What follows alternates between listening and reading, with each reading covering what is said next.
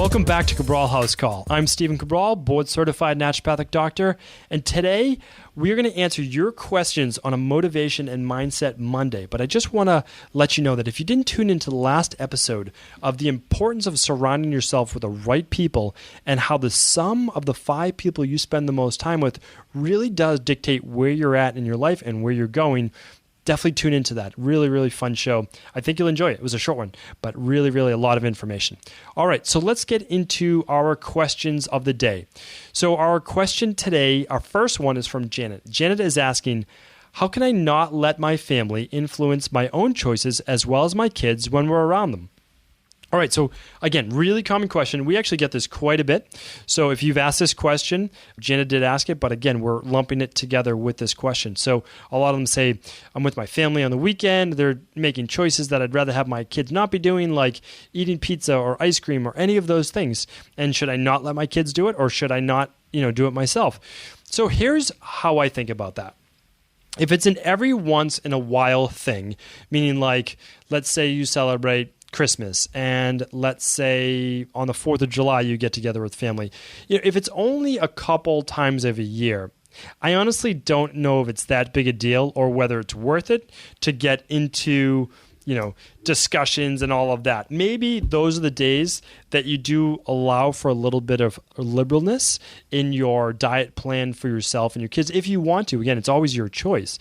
If you're used to having a cheat meal once a week, well, maybe this is just your cheat meal and that you're not going to get into a big thing with the family. However, if you're someone like myself who spends, let's say, a couple days a month, with their family, where I see my parents, I see siblings, and we're seeing each other in the weekend, I'm not going to allow, my family and my kids to always be having the certain foods that, now again, it doesn't happen anymore in my family, but before, someone has to be the trailblazer in the family.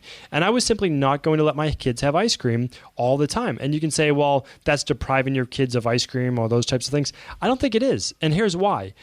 I see so many kids in my practice who have psoriasis, eczema, mood disturbances, all sorts of things because they're eating foods that are bad for their bodies. Here's the thing. There's nothing beneficial about ice cream, right? So if we give it to our children, we are knowingly not making them feel well. Now, am I, so against the establishment that they never have ice cream? No. But typically what we're doing is that's like a very rare thing. And for the most part, it might be a healthier gelato, which is a much better choice than just a, hood ice cream or something like that. Or they're doing a sorbet. Or even better is what we do is we make acai bowls, or we make like frozen banana ice cream, or we make frozen pineapple, or we mix fruit. And my kids, again, this is your choice. It might not resonate with you, and that's okay. Everyone's allowed to choose what they feel is best for them. But if I make a cup of frozen fruit-based sorbet for my kids, they love it. They don't know the difference. They don't, know that it was supposed to be made with milk that came from, cows that were fed GMO-based foods like corn and soy, and those cows literally couldn't stand on their own 2 feet, and they were lying in their own feces and all of those things. And no one likes to hear these things, but it's the truth. And do I want knowingly, now I know these things, and a lot of people don't, and so I understand that, but knowing all what I know, can I let my kids knowingly eat that? I just don't feel comfortable about that.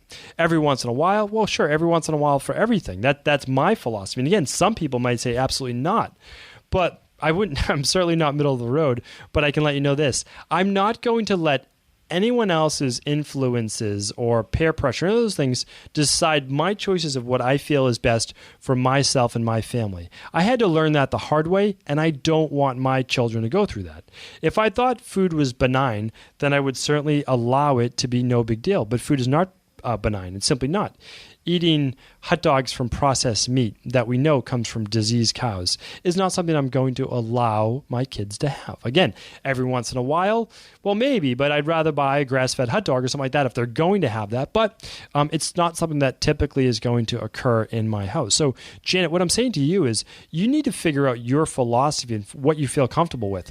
Now, again, before I sound like I'm going to offend everyone at a party. I'm not. I'm simply going to make sure that there are choices for my family, that I might bring things to the party too that everyone can enjoy, that everyone, I'll bring a dessert that everyone can enjoy, whether it's fruit or whatever it might be.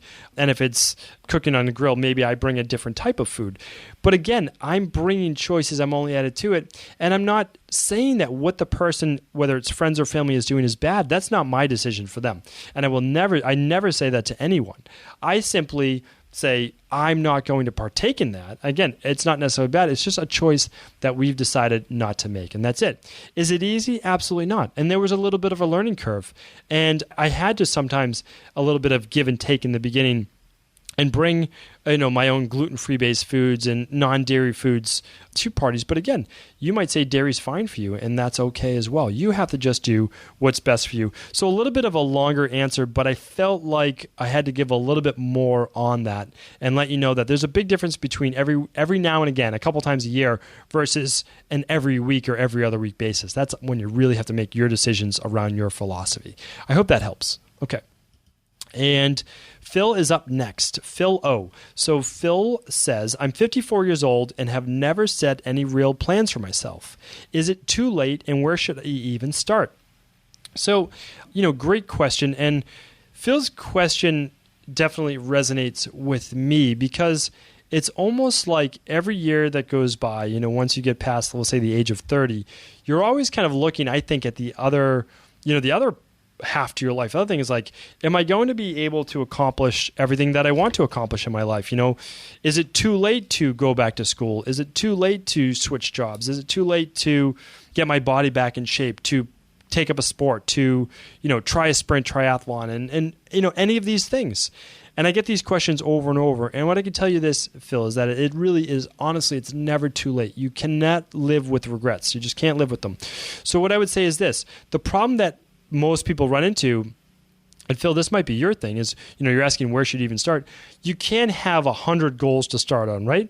So narrow those down to the ones that you would regret doing, like travel, taking up a sport, running one marathon in your life, or doing a triathlon, or, eating better, whatever it might be. Just choose a small list, all right? And I typically say choose one from health, one from personal, one from maybe spiritual based, and one from finance, whatever it might be, like job related or moonlighting or, writing a book, whatever it might be. Choose just one or two. Start to narrow them down. What's at the top of that list, and start there. Once you accomplish one, it's going to give you that great sense of accomplishment, and that's going to fuel you to go after the next one.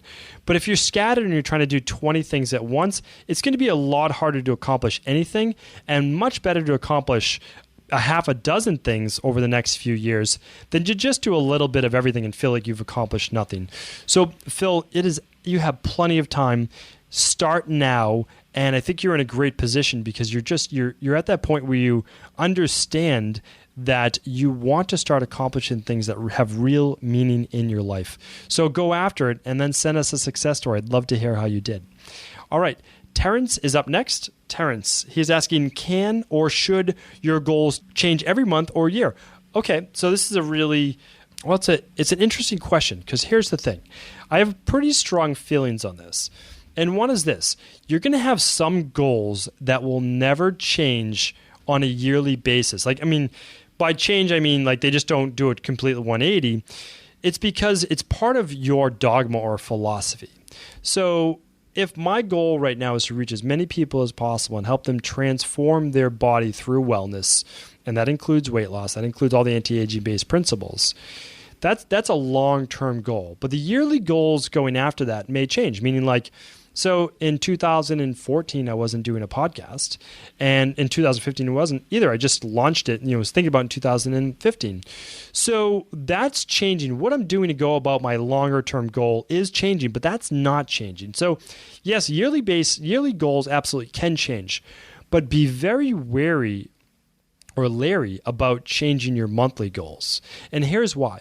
If you're always changing your monthly goals, that means you don't have, in my opinion, a very well-structured plan of how you're trying to achieve those yearly goals. Now, can you recalibrate? Absolutely. Meaning, can your workouts, can different things like that change based on new information, based on new coaches, based on new things you heard in a podcast or read in a book? Absolutely. But keep in mind that changing too often means that you don't have a good structured plan, and you really do need a book, a podcast, a coach, a PDF, something that's laying out a plan for you in order for you to achieve your goal. So for us, just from a clinical practice, people come to meet with me for about 60 minutes to 90 minutes. We go over all the things they've basically done in the past in terms of trying to get their body better. Let's just say it's an adrenal-based issue and they're suffering from energy-based issues. They can't sleep at night. They're tired during the day. All of those things. Anxiety, mood isn't right. Digestion isn't right. So I'm going to see what they've done in the past. I'm going to then recommend some functional-based labs, okay? If they cannot afford a lot of functional-based labs, I completely understand, and we'll simply do a hair tissue mineral analysis. Once I get those back, then I'm going to go over a complete personalized wellness plan for them. And we're going to go over an entire plan that's going to last 12 to 16 weeks, and then we'll recalibrate. So it's meaning hopefully we can just start weaning off everything after that point. They're well again. But here's the thing. It lasts 12 to 16 weeks, which means we're not changing up the plan every month. Could we be making little tweaks to it here and there? Absolutely, because a supplement could have really kicked in and now they need less of it. Great. So we just start weaning off that supplement. We do a little bit less of it sooner than we thought. Great. Or maybe they need something more and then we tweak that. Maybe they can't eat certain foods because we ran a food sensitivity test. So you can be tweaking, but I certainly don't think your goals should be changing every month. I would give yourself a couple of weeks to really figure out what your main goals are and then work at least quarterly around that, which means the main goals shouldn't change yearly, but then definitely not every 3 to 4 months. That's when you can recalibrate. Every 3 to 4 months, every 9 to 120 days, look back. Did you achieve what you wanted to achieve? Are you further ahead or kind of stagnant? If so, then change from there every 3 or 4 months. So Terence, I hope that answers your questions about goal setting. And that's how I do mine, and that's how I work with wellness clients that I work with on, life, wellness, all of those different types of goals that we're trying to achieve. And I hope that works for you. I know it works in my practice, but I also want you to do things that you feel will resonate and work with you. Thank you, everyone, for tuning into the Cabral House Call. Before you go, I wanted to make you aware that as a loyal listener to the Cabral concept, I want to make sure I'm always providing with great real-world usable content and rewarding you with listener-only specials. So for the month of April, my goal is to help you involve more of your family and friends and even coworkers in their quest to lose weight and get well. And I believe there is no better way to do that than through the Dr. Cabral Detox. You lose 5 to 10 pounds in your first 7 days and improve your overall well-being, guaranteed. So this month, I'm going to take $20 off the 14 or 21-day Dr. Cabral Detox so that you can share the 14-day with one friend or family member and the 21-day with 2 friends or family members. It's more motivating to do the detox with someone else, and I know you'll both be happy you did. Come join our Dr. Cabral Detox community and change your body, change your life. To take your $20 off, just enter the promo code APRIL20, all lowercase, at checkout.